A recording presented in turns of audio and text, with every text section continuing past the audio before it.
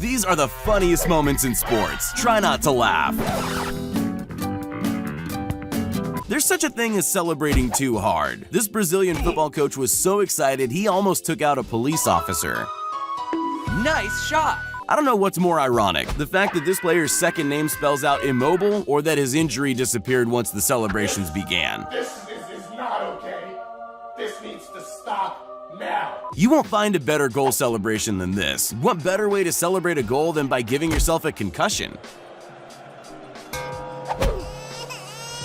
Coming in first to the finish line is always a special occasion, so this guy decided to celebrate in uncoordinated style. I'm not sure whether that was intended or not, but he does cross the line. The first casualty in this game between the Cardinals and the Vikings was none other than the sound guy. This commentary box is about to wish it didn't set up so close to the action. Maybe that player just wanted to put his feet up for a little while. This isn't exactly the top level of professional weightlifting, and I'm not talking about the skill or talent of the athletes, I'm more referring to the quality of the equipment. If this footballer from Congo wasn't already injured from a nasty fall during the game, then being hit by a medical cart might just be enough to make him miss more game time.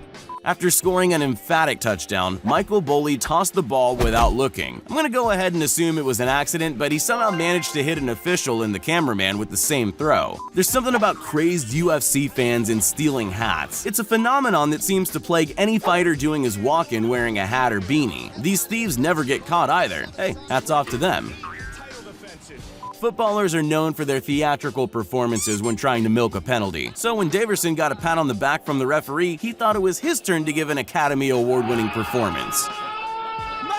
This ball boy's so dedicated to his job, he throws himself in headfirst. Luckily, by the time anyone noticed, he'd recovered like nothing had even happened.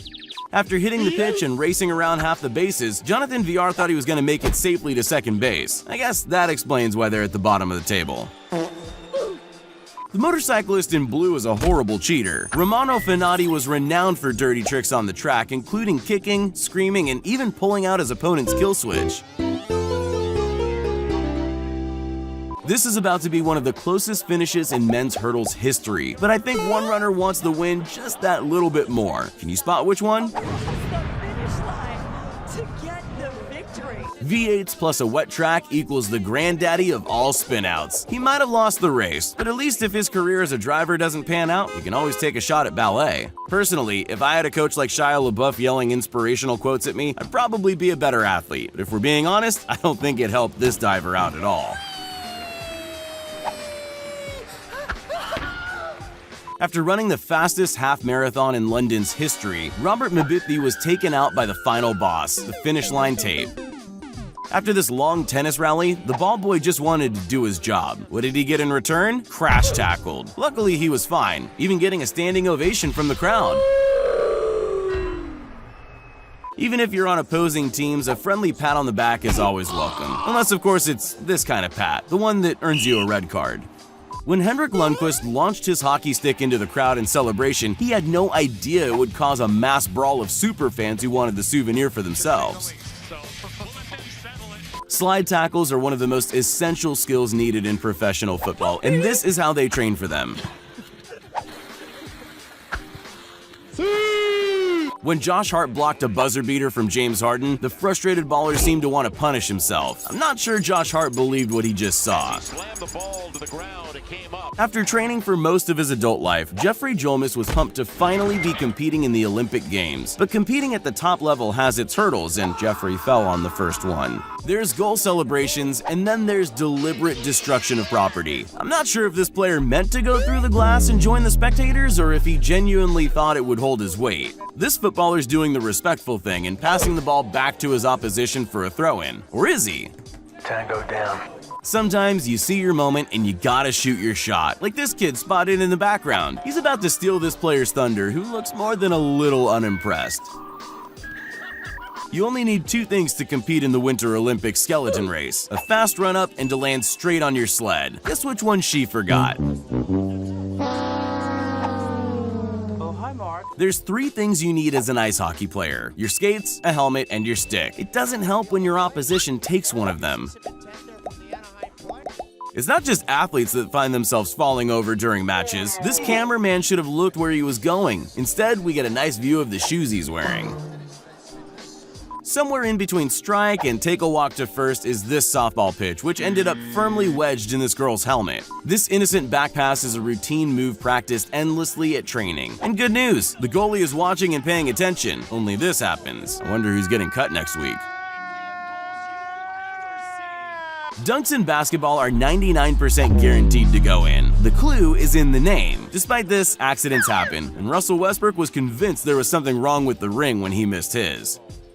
This encounter between a live reporter and a man with a suspiciously large inflatable banana is about to escalate out of control. He goes from annoyance to full-on rage mode in under 10 seconds. This winner's speech is about to be video bombed by none other than Jungle Birdman.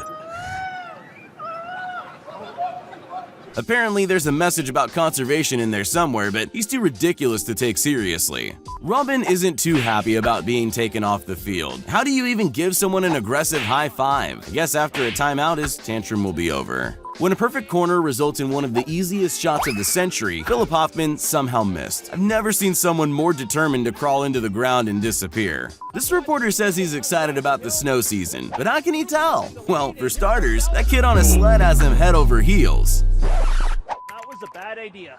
This local match of football is about to get a very unexpected guest drop-in. Maybe he just wanted a good view of the game. Either way, I'm sure he didn't buy a ticket. Yeah, boy. After 4 long years of training, it's this gymnast's dream to make his country proud. I'm just not sure his landing was part of the plan. It's time to stop! It's time to stop! There's a reason some people are players and others spectators. Most of it comes down to talent, skill, and coordination, none of which this guy has. I'm dying. Help me. When this footballer scored a goal just before full time, the crowd went wild, with one fan throwing a cup of beer at their hero. Not even the movies have endings as great as this. Yeah, boy. This goalkeeper's about to make football's cardinal sin: take your eyes off the ball. By the time he saw the thrown ball, it was already too late. On camera, Trey looks normal-sized. That is, until you put him next to the one and only Shaq, who manhandles his beard like a fluffy pet. This rookie's about to score his very first goal, and while the crowd goes wild, his teammates choose to celebrate with him in a very different way. I can't think of a more intense sport than curling. Okay, maybe that's not entirely true. But in this crazy game, one athlete forgets about a previously curled stone and takes a tumble. Now, we know that all injuries in international football are just elaborate dives, but sometimes your medical staff can make a minor injury even worse. With that kind of coordination, maybe the medical field isn't for you.